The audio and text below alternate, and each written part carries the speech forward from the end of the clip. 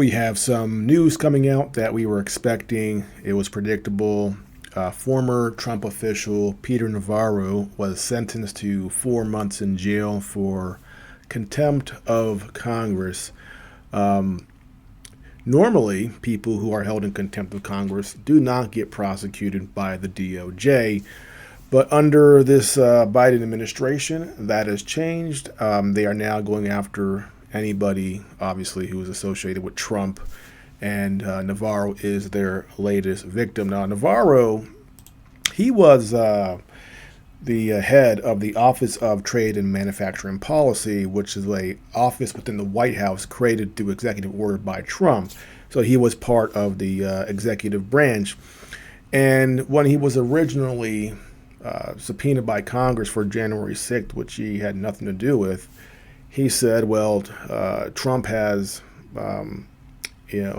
claimed executive privilege, and there's separation of power. So there needs to be some sort of legal back and forth with the White House, with Trump's lawyers, with the DOJ before I testify. That was his position. He wasn't completely against testifying. Instead of trying to work this out between the lawyers, what they did instead was they caught him at Reagan National Airport in D.C. before a flight, and they shackled his hands and feet together. They handcuffed him and shackled his legs together. That's how they treated a guy who was part of the White House team, a guy in his early 70s, and they just wanted to obviously embarrass him, was what they did.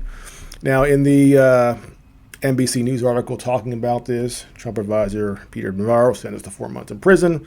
Here's what the judge said, and it just kind of makes your stomach a little queasy, seeing how they lecture people who are around Trump. You never see this for anybody else.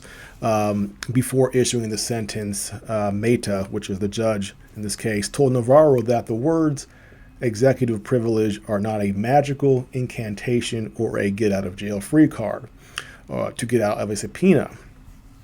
What I find disappointing is that in all of this, even today, there is little acknowledgement of what your obligation is as an American to cooperate with Congress to provide them with information that they're seeking.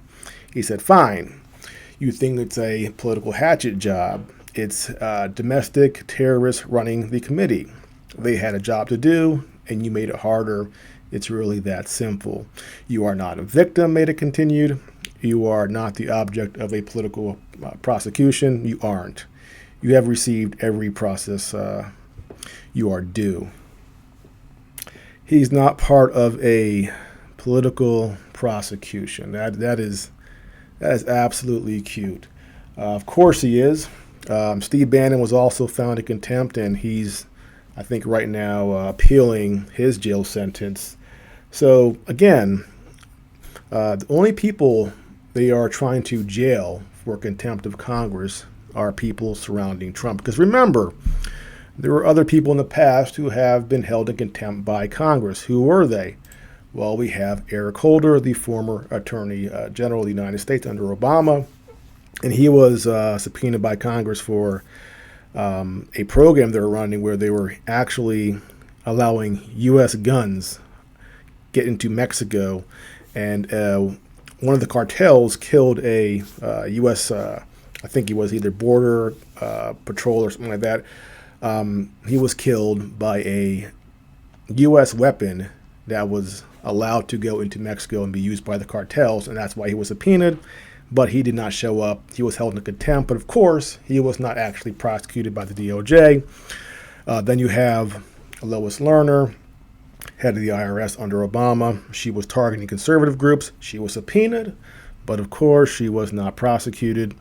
And then you have Brian Pagliano. He was the head of Hillary Clinton's IT team. Of course, we know about her server, her deleted emails, and he was subpoenaed, and he didn't show. He was held in contempt, and then eventually he did show, but he just pled the fifth the entire time, and he did not actually get prosecuted and sent to jail. So we have a long record of people being held in contempt by Congress who were not prosecuted by the DOJ. But all that changed with Donald Trump, and they've gone after Steve Bannon. They've gone after Peter Navarro.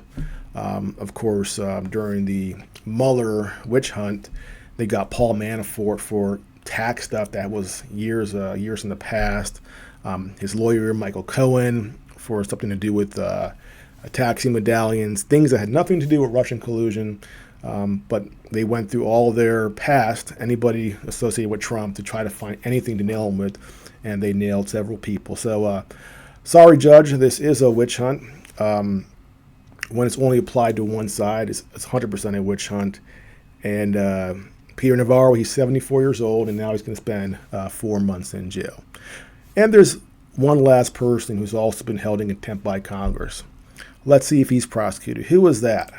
Oh, that's Hunter Biden, Mr. Crack Smoker, prostitute frequenter extraordinaire. He was held in contempt by Congress, and I sincerely doubt he will see jail time for that, although they might get him for his gun charges, for his taxes. But my suspicion is if Biden wins the election, or even if he loses it, he'll be pardoned because these are federal charges. He's not going to let his son go to jail if he has the power to pardon him. So Hunter Biden, despite his long list of known crimes, he will not be going to jail. So sad day in America. We now live in a banana republic. We have kangaroo courts, and our republic is moving one step further toward just complete chaos. But that is what the establishment is willing to do to stymie Donald Trump and his movement, because we are a danger to their power, and they will do anything to stop us. And that, unfortunately, is the case. Well, that's it for now. If you're new to my channel, please like and subscribe, and I'll see you next time.